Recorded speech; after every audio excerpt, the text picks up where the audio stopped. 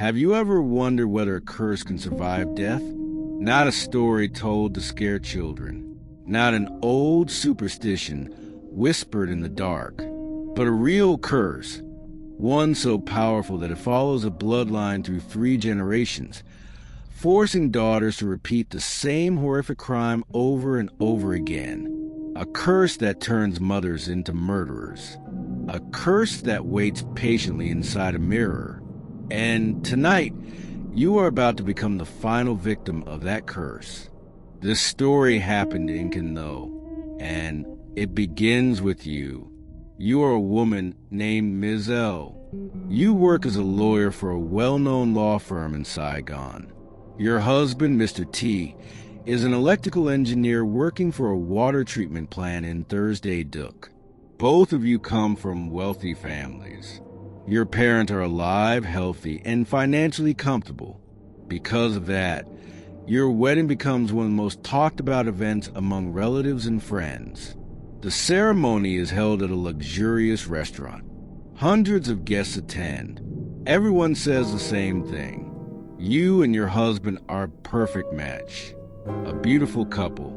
A perfect marriage. Soon after the wedding, your husband's family buys the 2 of you a large riverside villa near the outskirts of Saigon. After spending your honeymoon in Dalat, the 2 of you move into the villa permanently. You instantly fall in love with the place. The house has a huge garden filled with fruit trees. The river flows quietly behind the property. Your workplace is nearby. Life feels perfect. At first, everything is peaceful. Nothing strange happens. Nothing at all, until your husband brings home an antique mirror. Collecting antiques is his favorite hobby.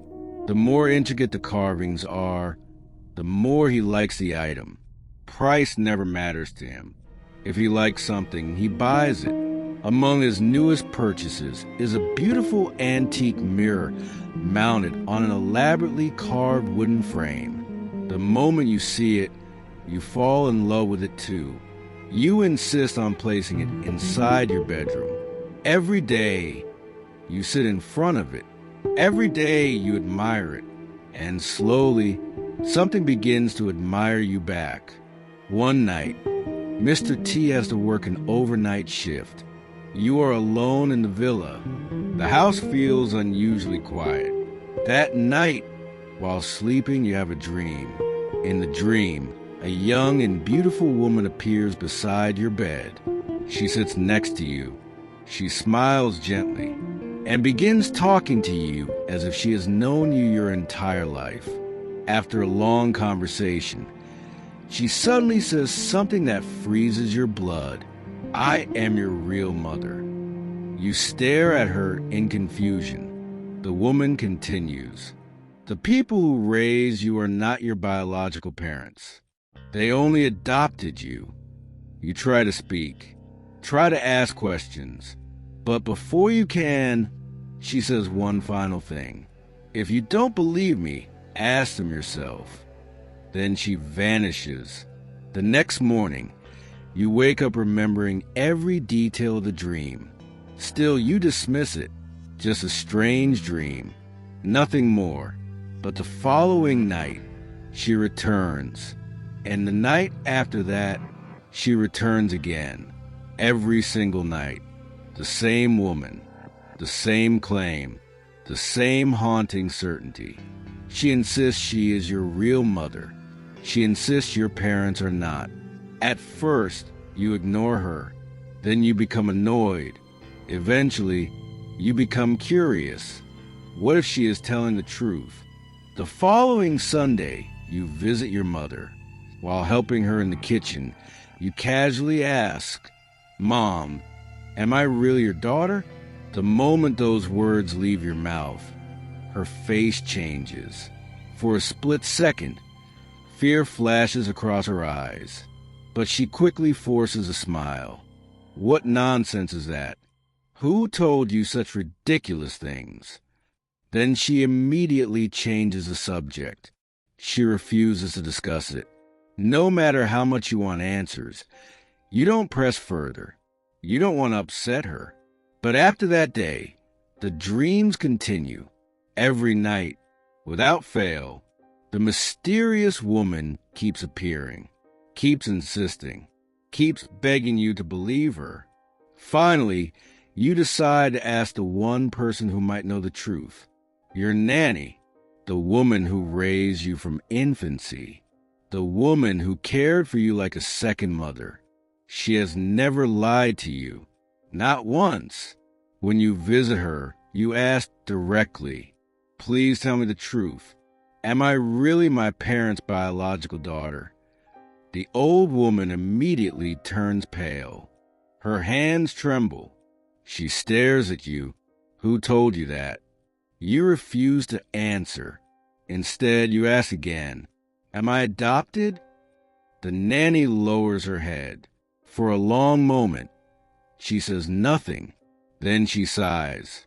If you already know, there's no point hiding it anymore. Your heart sinks. She continues. Your parents couldn't have children.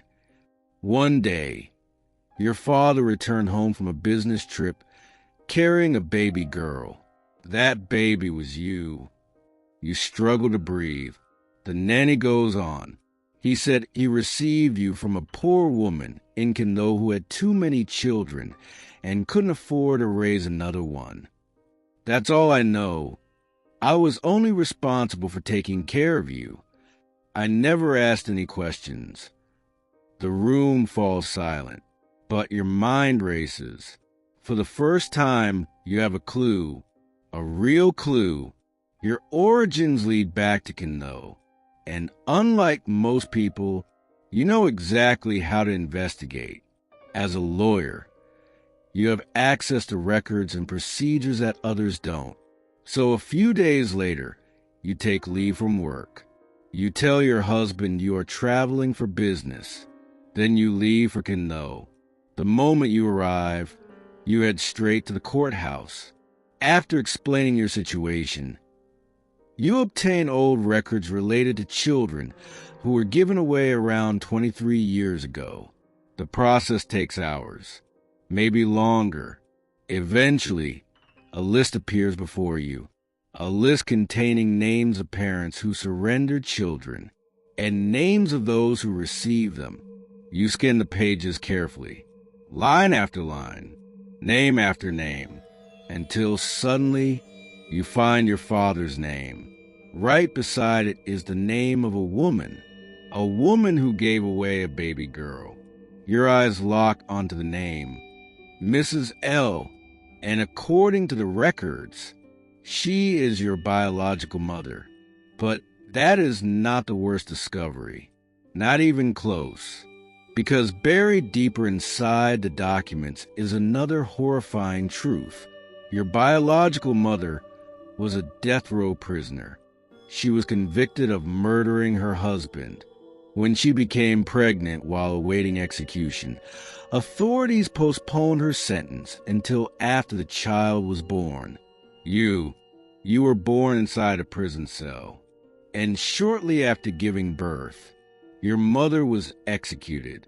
The world around you suddenly feels unreal. Everything you believed about yourself begins to crumble.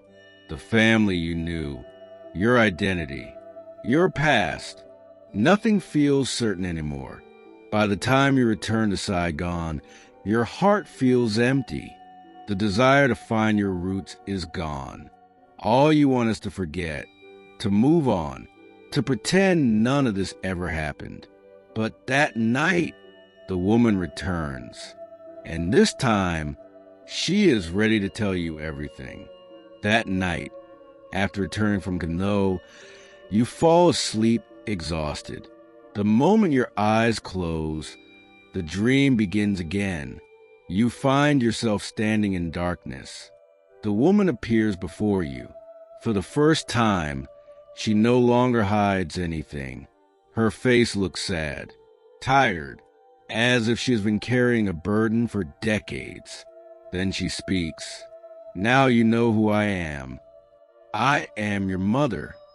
And before you judge me, You must hear the story that started long before I was born. The darkness around you shifts. Images begin appearing like scenes from an old movie, and your mother's voice guides you through the past. Your grandmother was born into a wealthy landowning family in Phong Dien, Cần Thơ. Back then, the region was famous for its fruit orchards and rice fields. Her family owned large amounts of land. They were respected everywhere. Your grandmother was known for her beauty.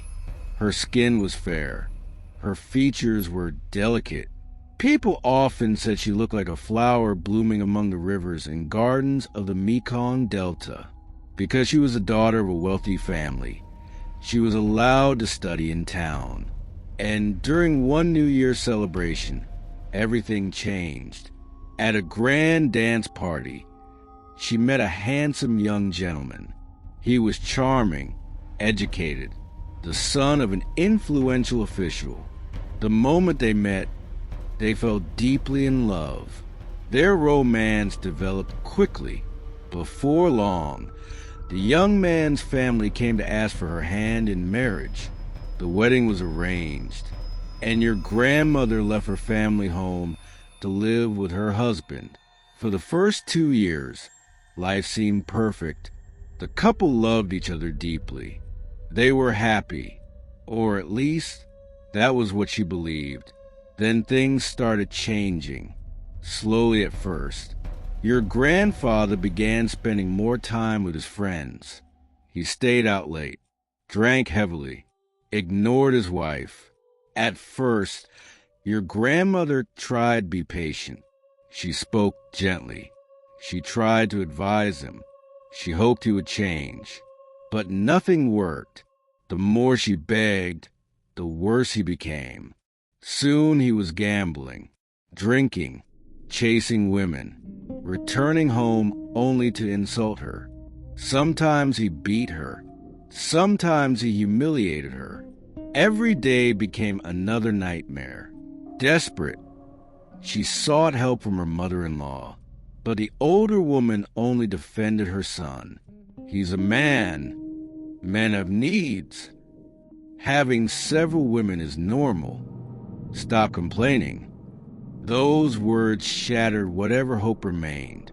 Back then, women had very few choices.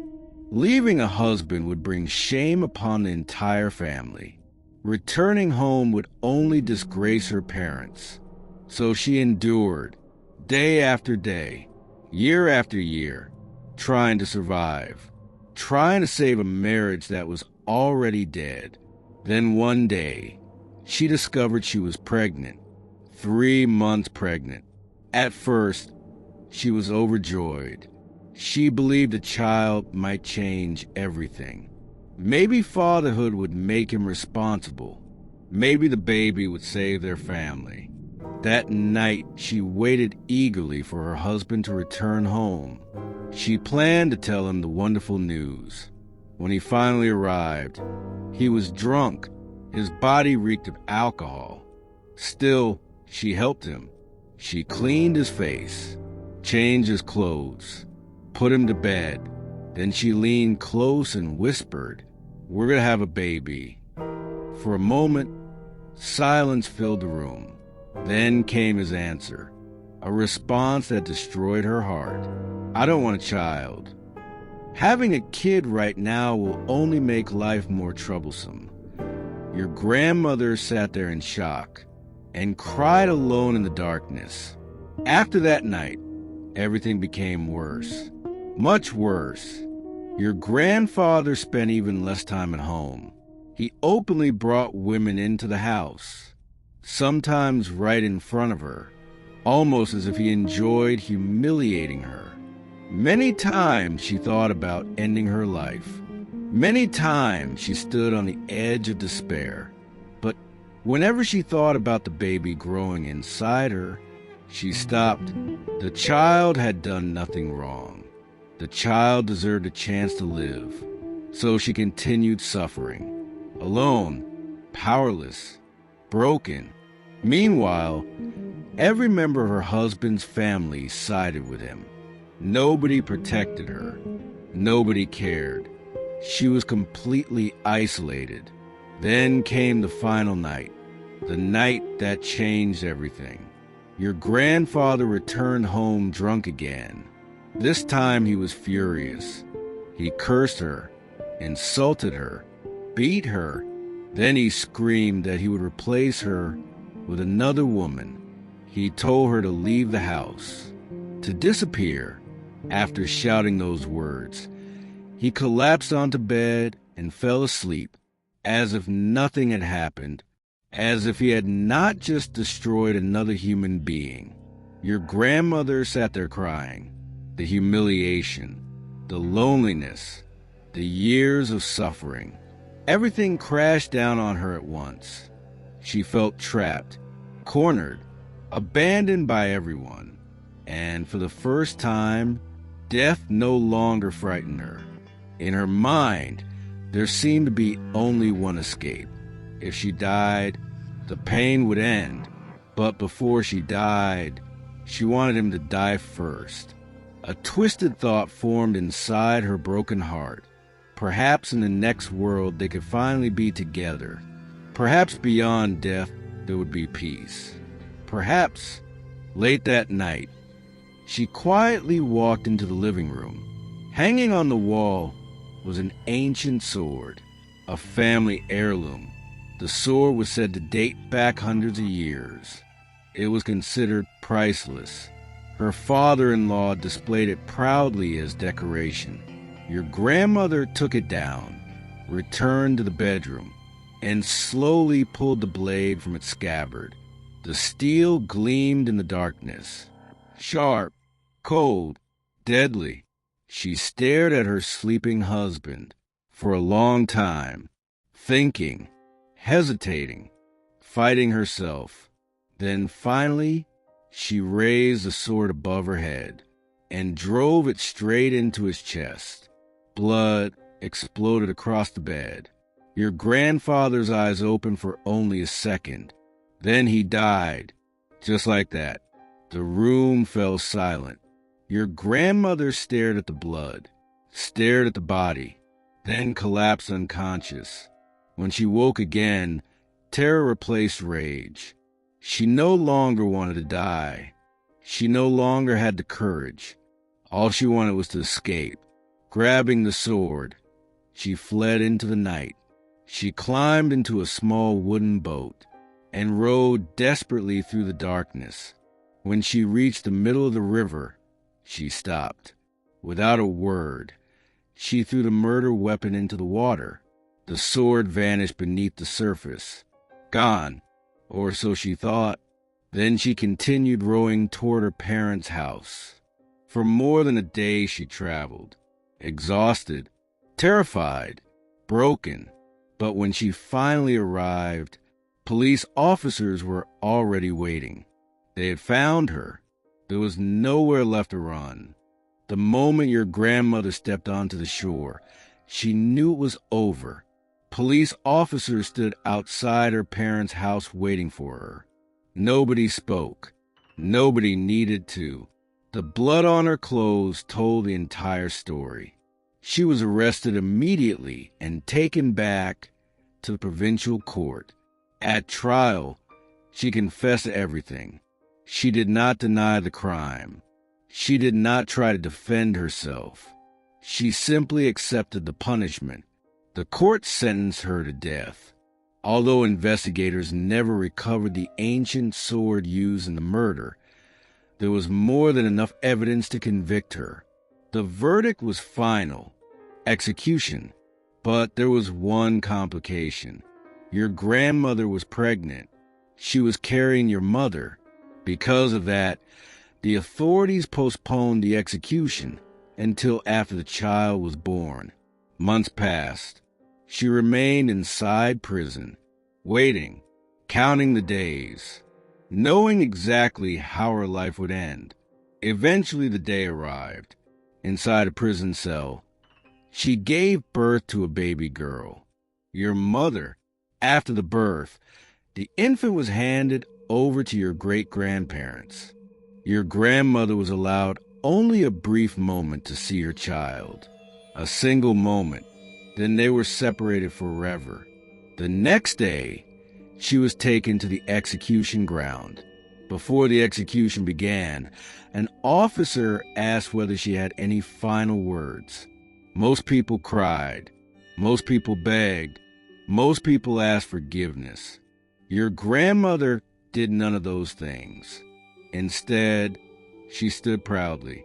She looked directly at the crowd.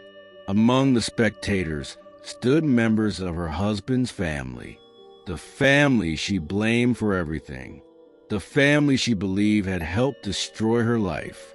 And then she screamed. Her voice echoed across the execution ground. Even if I die, I will return as a ghost. I will have my revenge on the family of that faithless man, and my descendants will do the same. That is my curse. The crowd fell silent. Even the officers were stunned. Then the gunshots rang out, and your grandmother died. But according to your mother, the curse did not. Your mother grew up under the care of your great-grandparents. Nobody ever told her the truth about her parents. She was simply told that they had died in an accident.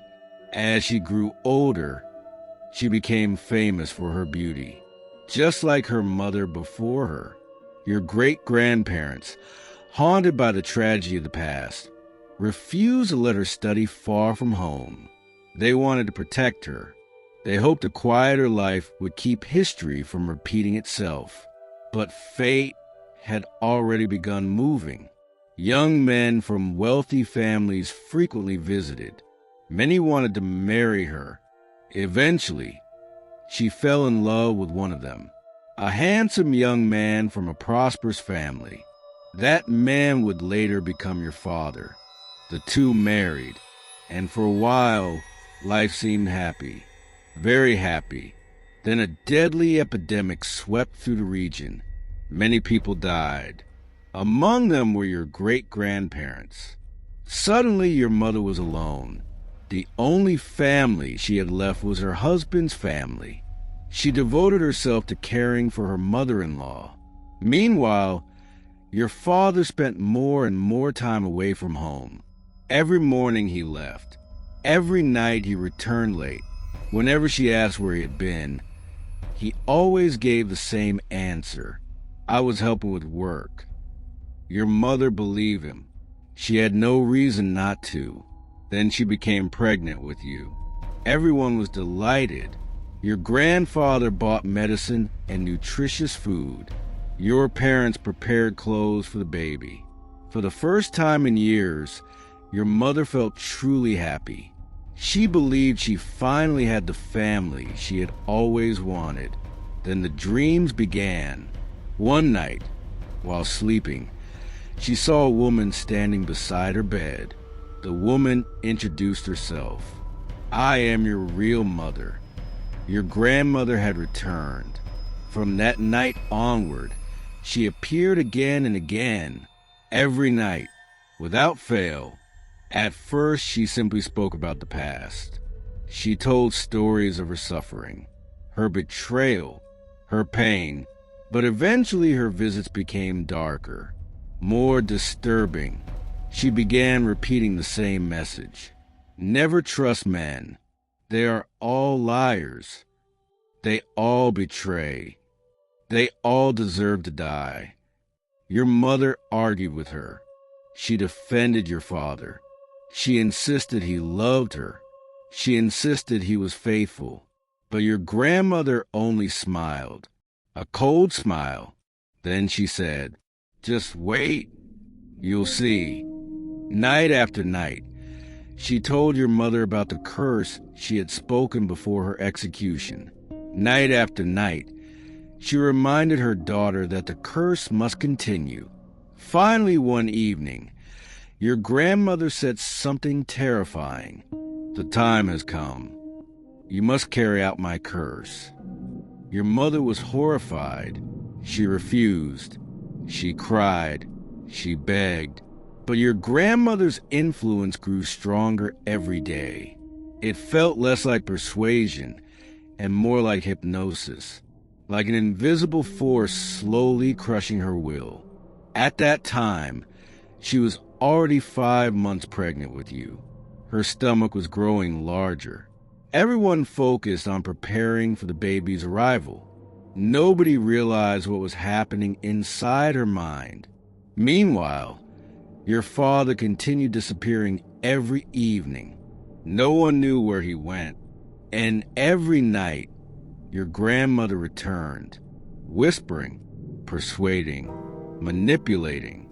Kill him, kill him, kill him. Eventually, your mother found herself making a promise she never intended to make. If I ever discover he betrayed me, I'll do it. That was all your grandmother needed. One night, your grandmother appeared again. This time she gave a strange instruction. Open the drawer. The one inside your bedroom. Your mother obeyed. Inside the drawer was a long wooden box. A box she had never seen before. When she opened it, her blood froze. Inside lay an ancient sword. The very same sword your grandmother had used to kill your grandfather. The sword that had supposedly disappeared beneath the river decades earlier. Your grandmother smiled. This is the sword. The sword that fulfilled my revenge. Now it belongs to you. One day you will use it too. Your mother wanted to throw it away, wanted to run, wanted to forget, but somehow she couldn't. The sword remained hidden in the house, waiting, just like the curse, waiting. The next morning, while washing your father's clothes, your mother noticed something, a lipstick stain, and the faint scent of a woman's perfume. Her heart sank. When she confronted your father, he became defensive, angry. He refused to explain. Instead, he shouted at her. The argument ended with tears, and for the first time, doubt entered her heart. That night, your grandmother returned, standing beside the bed, smiling. Do you believe me now? Your mother sat on the edge of the bed, crying. The lipstick stain, the perfume, your father's anger. Everything kept replaying in her mind. For the first time, she began questioning everything she believed about her marriage. And standing in the darkness beside her was your grandmother, watching, waiting, feeding the doubt. I told you, men are all the same. He has betrayed you. He has lied to you. Now do what must be done. Your mother shook her head. No, but her voice sounded weak, even to herself. Your grandmother stepped closer. You're only suffering because you're too naive. The truth has been right in front of you all along. Then she vanished, leaving your mother alone with her thoughts. The following day, your father left the house again, just like every other evening. Unable to stop worrying, your mother visited a neighbor, an older woman who lived nearby. After chatting for a while, the neighbor asked why she looked so upset. Eventually, your mother told her everything. The late night disappearances, the lipstick stain, the perfume, the constant arguments. The older woman listened quietly. Then she sighed and said something that shattered what little hope remained. Your husband has quite a reputation around here. He was known as a playboy long before he married you.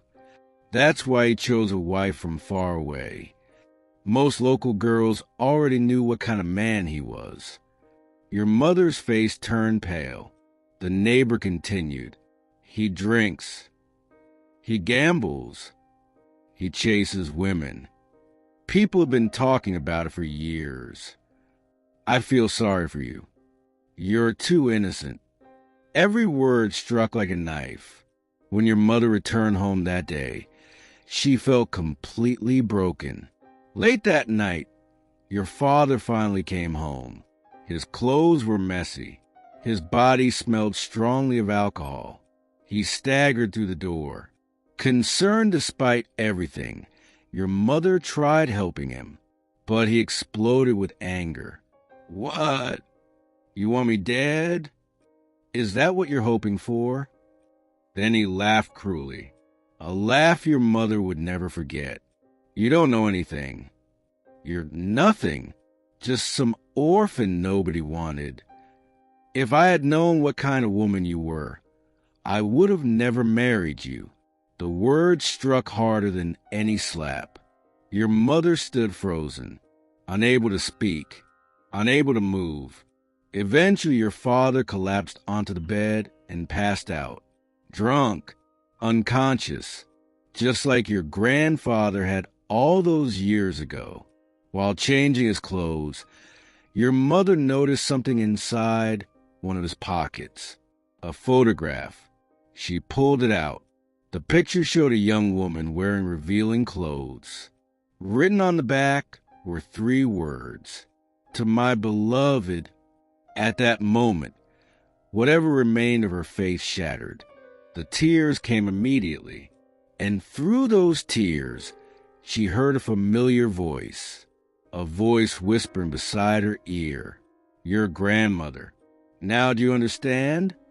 Now do you see the truth? Kill him." Your mother covered her ears, but the voice continued, louder, stronger, more relentless. "Kill him, kill him, kill him." Something began happening inside her mind. The anger, the humiliation, the betrayal, all of it mixed together. And your grandmother's influence wrapped around those emotions like chains. Your mother later described it as being trapped underwater. She could still think, still see, still hear, but she couldn't fully control herself. As if another will was slowly taking over. Your grandmother whispered again, "Open the drawer." Your mother obeyed. The ancient sword was still there, waiting, exactly where it had been left. The blade gleamed beneath the moonlight, and suddenly all she could hear were your father's insults, the cruel words, the mocking laughter, the humiliation, again and again, over and over, until they drowned out everything else. Your grandmother's voice became the only thing remaining. Do it. End it. Fulfill the curse. Like a puppet whose strings had been pulled, your mother lifted the sword, walked toward the bed, and stood over your sleeping father. For a brief moment, she hesitated. For a brief moment, part of her fought back, but it wasn't enough. The sword came down, and history repeated itself. Just as your grandmother had killed her husband, your mother killed yours. The curse had claimed another generation. Rain poured from the sky. Thunder echoed through the darkness. Your mother walked outside carrying the blood-stained sword. Just like your grandmother before her, she climbed into a small wooden boat and began rowing away. The river stretched endlessly before her, cold, black, silent. As she moved through the darkness, she heard your grandmother's voice once more. Throw the sword away. Throw it into the river. But this time something changed. For the first time, your mother resisted. She did not throw it away. Instead, she rode straight toward the nearest police station. It was late. Only one officer remained awake. He was sitting outside smoking when he saw a pregnant woman arriving alone by boat in the middle of the night. Confused, he approached her. "What are you doing here?" Your mother looked directly at him. Her voice was empty, emotionless. "I killed my husband. I'm here to surrender." At first, the officer thought she was joking. Then other policemen arrived carrying shocking news. A murder had just been discovered nearby. A man had been stabbed to death inside his home. The details matched perfectly. The officer slowly turned toward your mother. Then he placed her under arrest. Just like your grandmother. Your mother was imprisoned. Just like your grandmother. She was pregnant while awaiting execution. Just like your grandmother. She gave birth before the sentence was carried out. And that child was you after you were born. Officials arranged for you to be adopted. Soon afterward, your mother was executed. Before her death, she repeated the same curse, the same hatred, the same vow. She swore that every daughter in her bloodline would continue the cycle, generation after generation, until the curse was fulfilled. The dream suddenly ended. You woke up gasping for air. Your body was covered in sweat. Your heart pounded violently. For a long time, you sat in darkness, thinking about everything you had seen, thinking about your mother, thinking about your grandmother. You felt pity for them. You truly did. Both women had suffered terribly. Both had lived tragic lives. But one thing was different. Your life was not theirs. Your husband was not your grandfather. Your husband was not your father. Mr. T had never betrayed you, never abused you, never humiliated you. You had known him since university. You had chosen each other freely. You loved him, and he loved you. So no matter what happened, you would never continue the curse. Never. Unfortunately, the curse had already chosen otherwise. After that night, everything changed. You tried convincing yourself that it had all been a dream, a nightmare created by stress. Nothing more. But deep down, you knew that wasn't true. The woman in your dreams was real. Your mother was real. And the curse was real. Because from that day onward, she never left you alone. Not for a single day.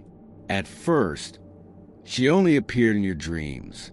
Then she began appearing inside the mirror. The antique mirror your husband had brought home. The same mirror you had loved so much when it first arrived. Now it felt different.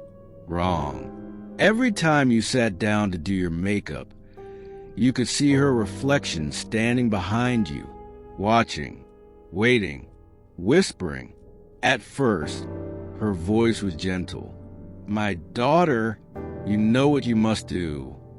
You have a responsibility. You must continue the curse. You ignored her, refused to answer, pretended she wasn't there. But that only made her angry. The whispers became demands. The demands became threats. Every day she repeated the same words. Kill him. Fulfill the curse. Set me free. According to her, the curse could only end if it continued. Only after each daughter carried out the murder would the spirits finally be able to reincarnate. That was what she believed. That was what she wanted you to believe. But you refused. Again, and again, and again. No matter how many times she appeared. No matter how many times she screamed. You refused. One morning, something happened. Mr. T was awake, but still lying in bed. He was resting lazily, not quite ready to get up. Meanwhile, you sat in front of the mirror applying makeup before work. The room was quiet, peaceful, until your mother's reflection appeared again. She emerged behind you inside the glass. Her face looked pale. Her eyes burned with anger. Do it. Today. Stop resisting. You clench your teeth. No. Her expression darkened immediately. You belong to me. No. You belong to this bloodline. No. Then, for the first time, you shouted back, "Why are you doing this? My husband has done nothing wrong. He loves me. He never hurt me. He never betrayed me. Why do you want me to kill him?" The room suddenly fell silent. For one terrifying second, your mother's face twisted into pure hatred. Then something impossible happened. A violent gust of wind exploded out of the mirror. You were thrown backward across the room. Your body slammed into the floor.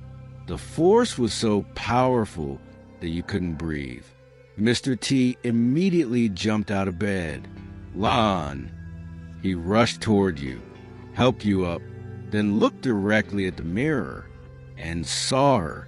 For the first time, he saw her too, the spirit inside the glass, the woman who had haunted your family for generations.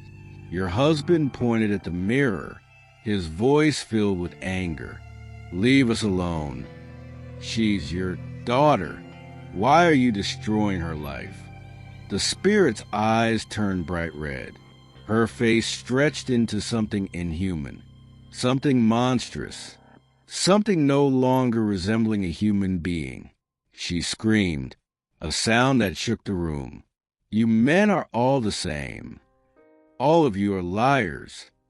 All of you deserve to die. No one escapes my curse. You." She pointed directly at your husband. "Your children, their children. No one escapes." Furious, Mr. T grabbed one of your shoes and threw it at the mirror. The shoe struck the glass, but instead of breaking it, it bounced back as if the mirror had rejected the impact. The shoe flew through the air and struck your husband directly in the temple. He collapsed immediately. Unconscious, you screamed. The spirit laughed, a horrible laugh, one that echoed through every corner of the room. Several hours later, your husband regained consciousness. Both of you were terrified. The situation had become impossible to deny. This was no hallucination, no dream, no coincidence. Something evil truly existed inside that mirror. That afternoon, you finally made a decision. The mirror had to go. No matter what happened, it had to leave the house. After lunch, you contacted a man who bought old furniture and antiques. By evening, he arrived with a truck. You felt relieved. Finally, everything would be over. The man entered the bedroom and approached the mirror. He reached for the frame, then suddenly froze. His face turned pale, because inside the glass, your mother appeared, smiling, a horrifying smile. At that exact moment, powerful winds erupted outside the house. Windows rattled violently. Doors slammed shut. The room shook. The antique dealer screamed. An invisible force hurled him backward. His body flew through the open window. For a split second, everything became silent. Then came the sound, a sickening crack. You ran outside. The man lay motionless beside a stone below. Blood spread across the ground. He was dead. Instantly, the spirit's laughter echoed from upstairs. You could hear it clearly, even from outside. Then her voice followed, cold, merciless. "Only when you fulfill the curse will I leave. You cannot escape. You cannot run. You cannot hide. The curse belongs to you now, and one day you will pass it to your daughter." The words sent chills through your entire body. Police arrived later that evening. After examining the scene, they ruled the death an accident, a tragic fall, nothing more. No charges were filed. No investigation pointed toward you. But that didn't matter, because you knew the truth. And so did your husband. Something evil was inside your home, And it wasn't finished with either of you. Desperate for help, the two of you decided to seek someone who understood the supernatural. Someone capable of fighting what haunted your family. Someone who might know how to stop the curse once and for all. You just didn't realize that by searching for a solution, you had already made the spirit even angrier. And that night, the curse prepared to make its final move. The following evening, you and Mr. T went searching for help. Neither of you slept. Neither of you felt safe. The death of the antique dealer had proven one thing. The spirit haunting your family was no ordinary ghost. It was dangerous, deadly, and growing stronger. After asking around, the two of you were directed to an elderly spiritual master who was well known in the area. People said he could communicate with spirits. People said he understood curses. People said he had dealt with things ordinary people could not even imagine. You weren't sure whether any of that was true, but at this point, you were willing to try anything. When you arrived, the old master listened carefully to your story. The mirror, the dreams, the deaths, the curse, everything. Then he began performing rituals and calculations. For a long time, he remained silent. His expression grew darker with every passing minute. Finally, he looked up and spoke. "This spirit is extremely powerful. There is no one alive who can simply destroy it." Your heart sank. The old master continued. "The only reason it still remains in this world is because of its obsession, its hatred, its curse. If the curse is broken, the spirit will lose its purpose." Mr. T immediately asked, "How do we break it?" The old man hesitated. Then he answered, "There is only one way. You must find the sword. The sword that began everything. The sword used to kill the first husband. The sword carried through generations. And the daughter of the bloodline must turn that sword against the spirit itself." The room became silent. For a moment, nobody spoke. Then suddenly, thud, the old master was thrown backward, as if an invisible hand had smashed him across the head. He crashed onto the floor. His students rushed to help him. The man's face turned pale. Terrified, he pointed toward the door. "Leave. Leave immediately. It knows you're here. It wants to kill me. I can't help you anymore." For the first time, even Mr. T looked genuinely afraid. On the drive home, neither of you said much. But deep inside, your husband had already realized something. The spirit knew. It knew you were trying to stop it, and that meant it would act soon. Very soon. That night, he couldn't sleep. Something felt wrong. Terribly wrong. Then sometime after midnight, his eyes suddenly opened, and he saw you, standing beside the bed. You were holding a sword, the ancient sword, the same one from the dreams, the same one from the murders, the same one that should not have existed. Moonlight reflected across the blade. Its edge gleamed in the darkness, and you stood completely still, the sword raised, ready to strike, ready to plunge into his chest. Mr. T's blood ran cold. "Lon," he shouted your name. No response. Your eyes looked empty, lifeless, like a person trapped inside their own body. "Lon, wake up." Nothing. Then your mouth moved, but the voice that emerged wasn't yours. It belonged to the spirit. "I must kill men like you." The voice echoed unnaturally through the room. Mr. T felt genuine terror for the first time in his life, but he forced himself to stay calm. "Lon, I've never betrayed you. I've never hurt you. I love you. Still no response. The sword remained raised. Lon, listen to me. We chose each other. We've been together since university. I've always been faithful. I've always loved you. You know that. The spirit hissed from somewhere beside you, invisible, yet present. Mr. T could hear it. You could hear it. The entire room felt full of it. Kill him. Do it. Finish the curse. Now. The pressure inside your mind became unbearable. One voice belonged to your husband. The other belonged to your mother, both screaming, both pulling you in opposite directions.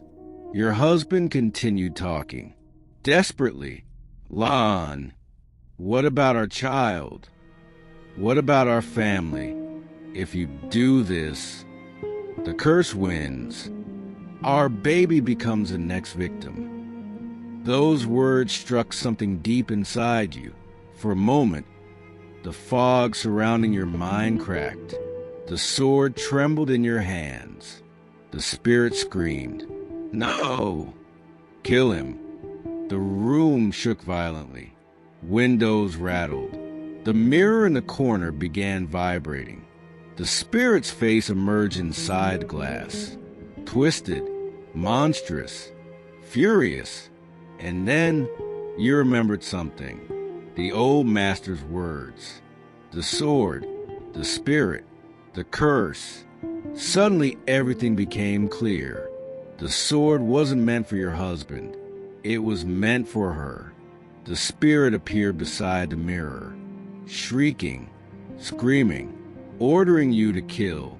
But instead of turning toward your husband, you turned toward the mirror. The spirit realized what you intended. For the first time, fear appeared on her face. Real fear. No! Her scream filled the room. Don't do it. You belong to me. You belong to the curse. You tightened your grip on the sword. Tears streamed down your face. Because despite everything, she was still your mother. And your grandmother before her had once been a victim too. Generations of pain, generations of suffering, generations of hatred, all trapped inside that curse. You took a deep breath and threw the sword, with every ounce of strength you had, straight at the mirror. Crash! The blade pierced the glass. The mirror exploded into thousands of pieces. A deafening scream erupted throughout the house. Not human, not animal, something far worse. The sound shook the walls, shook the windows, shook your soul. Then a black shadow burst from the shattered mirror, twisting, writhing, screaming, like smoke caught in a storm. For a few seconds it hung in the air, and then it vanished, gone, completely gone. Silence, for the first time in months. Silence, no whispers, no laughter, no commands, no curse, nothing. You collapsed onto the floor, crying. Mr. T rushed forward and embraced you. The two of you held each other tightly, laughing and crying at the same time, relieved, exhausted, terrified, and grateful to still be alive. The nightmare was finally over. The next morning, your husband cleaned up the shattered remains of the mirror, every single piece. Nothing was left behind. After that day, neither your mother nor your grandmother ever appeared again. No dreams, no voices, no shadows, no curse. It was over, at last. Later that year, you gave birth to a beautiful baby girl, healthy, happy, free, and for the first time in 3 generations, a daughter was born without inheriting the burden of hatred, without inheriting murder, without inheriting a curse.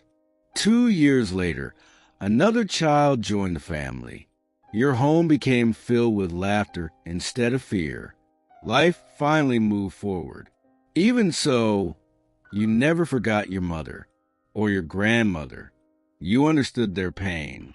You understood the suffering they endured. But you also understood something they never learned. Pain does not heal pain.